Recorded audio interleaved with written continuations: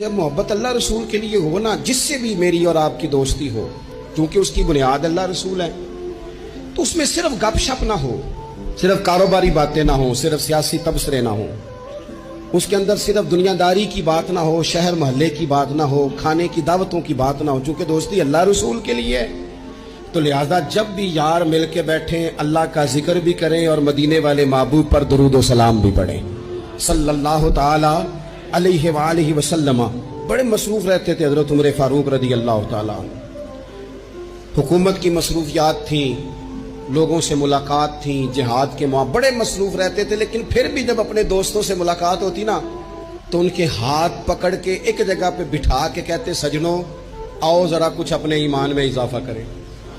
لوگ کہتے حضور کیا کرنا ہے؟ فرمایا آؤ نہ بیٹھو، کچھ اللہ کا ذکر کریں، کچھ مدینے والے محبوب کی بات کریں، آ نہ میرے دل آمنہ کی لال کی باتیں کریں۔